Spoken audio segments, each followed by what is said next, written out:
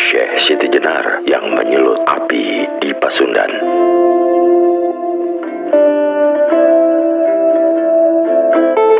Dari Dukuh Lemah Abang di Japura, Syekh Siti Jenar secara terus-menerus mengajarkan ilmu-ilmu keislaman, terutama ajaran rohani, tasawuf, kemanunggalan, dan tentang ajaran ilmu kesampurnaan kepada masyarakat luas. Di samping itu, Syekh Siti Jenar juga melancarkan dakwah pencerahan mengenai hak-hak manusia di samping hak keilahian dalam bentuk penyatuan dengan zat ilahi. Masyarakat luas banyak yang tertarik menimba ilmu di Lemah Abang, bukan hanya dari telatah Cirebon, namun juga berasal dari Tegal, Kendal, Demak, Banten, dan sebagainya. Juga banyak yang berasal dari luar Jawa. Dalam hal pengajaran tentang hak kehidupan secara sosial, ekonomi, dan politik, Syekh Siti Jenar mempercayakannya kepada Sri Mangana. Sebagaimana di Giri Amparan Jati di Paguron Lemah Abang, Syekh Siti Jenar tidak memperlakukan dirinya sebagai satu-satunya yang berhak memberikan pelajaran. Pelajaran-pelajaran di luar ilmu kerohanian atau tasawuf, Syekh Siti Jenar mempercayakan kepada orang lain yang memang memiliki keahlian tentang hal tersebut. Tidak aneh jika Sri Mangana juga menjadi salah satu tenaga pengajar di Paguron Lemah Abang, di samping Ki Gedeng, Pasambangan, dan yang lain. Namun rupa-rupanya gerakan Syekh Siti Jenar bersama Sri Mangana itu mendatangkan kecurigaan dari pihak kerajaan Pajajaran. Yang menaruh kecurigaan bukan Prabu Dewata, tapi Sang Ratu Jaya Dewata tahun 1482 hingga 1521 Masehi, orang tua Pangeran Walang Sungsang alias Sri Mangana. Namun justru kakak kandung Sri Mangana yang menjadi putra mahkota dan berkedudukan di Galuh, Pangeran Surawisesa. Kecurigaan Surawisesa terjadi karena ia memandang kekuatan militer Cirebon serta pengaruh dan wibawa Sri Mangana yang cukup signifikan di seluruh telatah Pasundan untuk melalui. Pangeran Surawisesa dihasut oleh Resi Bungsu yang telah terusir dari Cirebon setelah Sri Mangana memegang jabatan Kuwu dan kemudian menjadi Raja Muda di Cirebon. Resi Bungsu yang masih mendendam kepada Syekh Siti Jenar dan gurunya Syekh Datuk Kahfi karena anaknya Raden Anggaraksa memeluk Islam beralih nama Hasan Ali. Resi Bungsu juga mendendam kepada Sri Mangana karena upayanya merebut kekuasaan di Cirebon dari Ki Danusela. Kemudian digagalkan Sri Mangana atas bantuan Bintoro Demak. Resi Bungsu menekankan bahwa Sri Mangana dibantu oleh Syekh Siti Jenar dengan ajaran kemasyarakatannya menjadi ancaman serius bagi putra mahkota Surawisesa. Dipicu oleh hasutan terus-menerus Resi Bungsu dan karena kekhawatiran kalah pengaruh dengan adiknya Sri Mangana, Pangeran Surawisesa kemudian menempatkan banyak orang-orangnya di sekitar Cirebon. Surawisesa juga tidak menginginkan ajaran masyarakat Syekh Siti Jenar memasuki Pajajaran, karena itu berarti tanah dan segala isinya akan menjadi milik masyarakat, bukan milik raja. Pada masa antara tahun 1415 hingga 1416 atau 1494 Masehi, Pangeran Surawisesa menempatkan pasukan mengepung Cirebon untuk menjaga kemungkinan serangan militer Cirebon, suatu prediksi yang salah akibat hasutan Resi Bungsu. Sementara itu, Sri Mangana dengan melihat kehadiran pasukan Pajajaran di sekitar Cirebon juga mulai khawatir karena ia tahu persis bahwa munculnya krisis itu sebenarnya disebabkan oleh satu hal, kehadiran Dukuh Lemah Abang dengan segala ajarannya yang ia juga mendukungnya.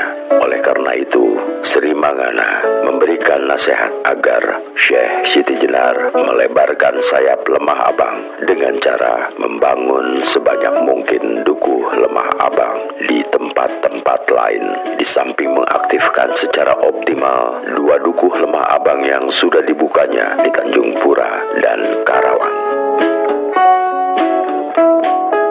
Syekh Siti Jenar kemudian mengutarakan gagasannya untuk pergi ke daerah timur. Tujuannya di samping membuka paguron Lemah Abang di sebelah timur Cirebon, ia juga berniat meminta bantuan kekuatan dari timur untuk segala menjaga kemungkinan dari pasukan Pajajaran yang mengepung Cirebon.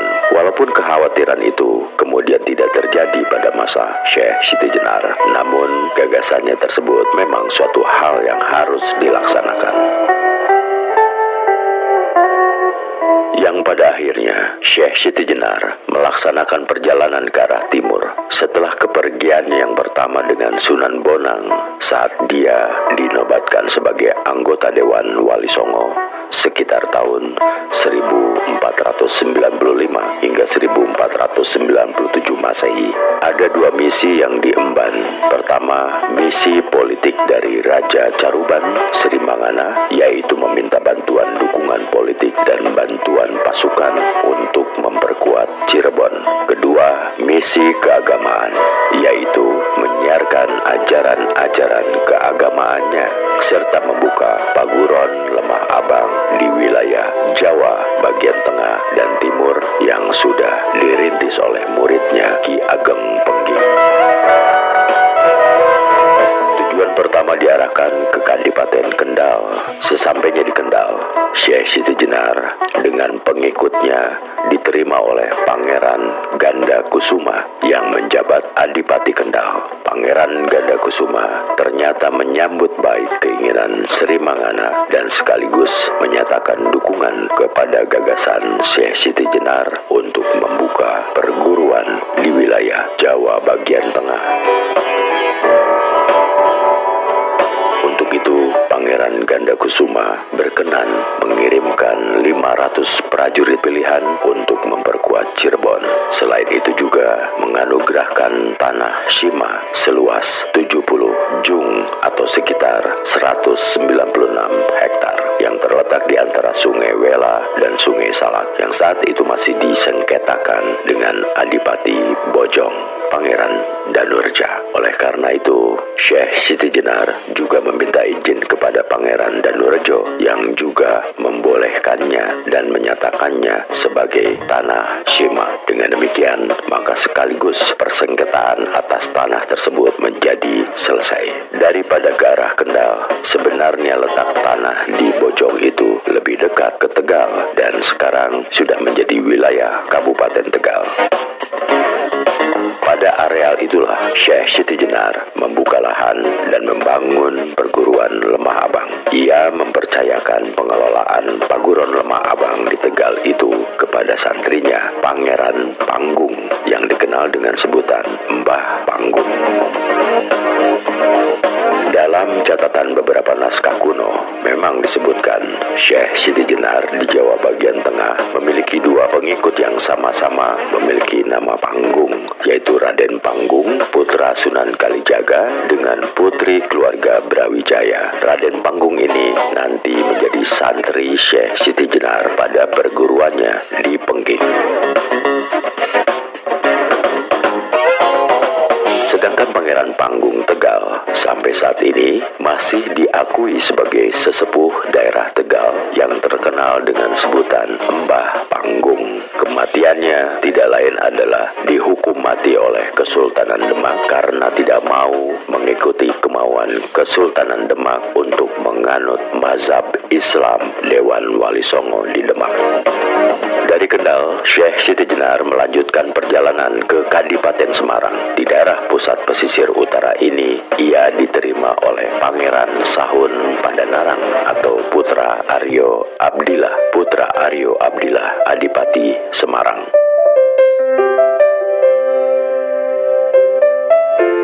Adipati Padanarang menganugerahkan tanah Shima seluas 90 jung atau sekitar 252 hektar yang terletak di jalur selatan Semarang Surakarta, yaitu terletak di Dukuh Lemah Abang. Lokasi ini berada di antara jalur Ungaran dan Bandungan, sekitar 1,5 kilometer dari Ungaran. Di lokasi ini, masyarakat setempat kebanyakan memang mengamalkan ajaran-ajaran Syekh Siti Jenar, termasuk ajaran praktik ajaran sholat daim. Selain itu, Syekh Siti Jenar juga mendapat lokasi paguron di tanah Perdikan yang terletak di Kadipaten Pengging. Dari Ki Ageng Pengging, sebelah tenggara dari arah kota Kabupaten Boyolali, masuk wilayah Kecamatan Banyudono. Di tempat ini, ia juga membangun paguron Lemah Abang. Setelah mengajarkan pelajaran ilmu-ilmu agama dan terutama ilmu kasampurnaan di paguron ini, selanjutnya Syekh Siti Jenar menyerahkan pengelolaannya kepada muridnya Raden Kebo Kenanga, putra Prabu Brawijaya V dengan Retno Pambayun. Selanjutnya Ki Ageng Kebo Kenanga yang juga memiliki gelar Adipati Handayaningrat ke-9 dan dikenal sebagai Ki Ageng Pengging, yang saat itu masih menjabat Adipati dari Majapahit. Walaupun Majapahit sudah lemah dan jaring kekuasaannya di Jawa Tengah sudah habis, Ki Ageng Pengging nanti pada akhir hayatnya didatangi Sunan Kudus agar mau takluk kepada Demak dan mengikuti ajaran Dewan Wali Songo. Namun tetap menolak. Kemudian ia juga dihukum mati oleh Sunan Kudus yang menyerbu Pengging atas titah dan sebagai kuasa penuh Sultan Demak Raden Patah. Selain dukungan utama dari Adipati Kendal, Semarang dan Pengging, Syekh Siti Jenar juga mendapatkan dukungan pasukan untuk Cirebon dari Adipati Demak Raden Fatah, Adipati Pati R. Kayu Beralit, Adipati Lasem Pangeran Makdum Ibrahim, Adipati Tuban Arya Sidik, Adipati Sidayu atau Sedayu Pangeran Yusuf Sidik, Adipati Gresik Pangeran Zainal Abidin, Ratu Giri Prabu Satmata Sunan Giri, dan Adipati Surabaya Raden Ali Rahmatullah. Dukungan Demak khususnya diperoleh karena pada saat itu Demak sedang berusaha memperluas pengaruhnya ke kawasan barat, sehingga walaupun menaruh curiga dan khawatir atas ekspansi ajaran Syekh Siti Jenar, namun permintaan bantuan Raja Cirebon tetap dipenuhi dengan harapan akhir Cirebon akan tetap menjadi wilayah Demak. Dari Pengging, Syekh Siti Jenar meneruskan perjalanannya terus ke timur sampai di Kadipaten Terung. Saat itu, Kadipaten Terung sedang dalam pertempuran 5 tahunnya antara Pecat Tanda atau Wakil Adipati Terung Raden Kusen melawan Patih Mahodra dari Prabu Girindra Wardana atau Prabu Udara yang berpusat di Kediri atau Keling. Sebagaimana diketahui berdasarkan naskah Cirebon, selain di Kadipaten Pengging, disebutkan juga bahwa Syekh Siti Jenar di Jawa Tengah memiliki panglinggihan atau pesanggerahan di Mantingan. Mantingan ini sekarang menjadi kota kecamatan di wilayah Kabupaten Ngawi, berada di jalur besar Solo Ngawi Surabaya sebagai kota perbatasan antara Jawa Tengah dan Jawa Timur. Di Mantingan, Syekh Siti Jenar juga membangun pedukuhan Lemah Abang. Hanya saja sekarang dukuh tersebut sudah masuk ke wilayah Seragen, masuk ke Kecamatan Masaran, sedangkan Kecamatan Mantingan menjadi wilayah Ngawi. Dukuh inilah yang oleh berbagai karya sastra Jawa disebut sebagai Dukuh Jenar. Jenar dalam bahasa Jawa kuno juga berarti tanah merah atau kuning, atau sama dengan Lemah Abang. Bisa jadi dukuh ini semula memang pernah menjadi tempat tinggal sementara Syekh Siti Jenar dalam perjalanannya menyiarkan agama Islam di daerah timur Pulau Jawa.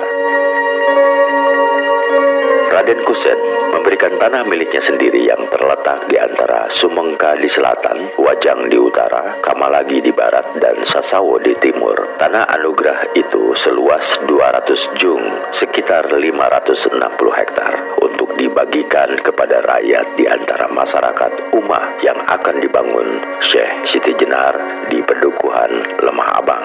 Daerah inilah yang sekarang disebut sebagai Mantingan dan Lemah Abang yang dahulunya pernah masuk ke dalam wilayah Kediri. Dari Terung, dengan dikawal oleh 340 pengikutnya, Syekh Siti Jenar meninggalkan Terung menuju Daha dan kemudian bertolak kembali menuju Cirebon. Peranan Syekh Siti Jenar dalam perang antara Cirebon melawan Galuh yang akhirnya dimenangkan oleh Cirebon tampak jelas dalam sebuah naskah, yaitu naskah Carub Kanda atau sebuah naskah yang ditulis tahun 1839 Masehi atau 1260 Hijriah, koleksi Salana di Cirebon. Hanya saja nama Syekh Siti Jenar disamarkan dengan sebutan Waliullah yang beranannya juga memang dapat mengakhiri perang tersebut secara baik, damai, dan tanpa memunculkan dendam permusuhan yang berlebih. Sayangnya, naskah ini hanya dapat dibaca sampai pada pupuh ke-49 atau 115 halaman dari 132 halaman secara keseluruhan karena kerusakan naskah yang parah, sehingga peranan sang Waliullah tersebut belum bisa diketahui secara jelas. Sejak itulah Syekh Siti Jenar yang sering berkeliling di antara paguron Lemah Abang yang satu ke paguron yang lain untuk menyebarluaskan ajaran-ajarannya. Dan setiap kali Syekh Siti Jenar tampil memberikan wejangan atau khotbah, bisa dipastikan selalu ramai pengunjung. Bahkan rakyat yang bukan sebagai murid paguron pun berbondong-bondong mendengarkan wejangan dan khotbahnya.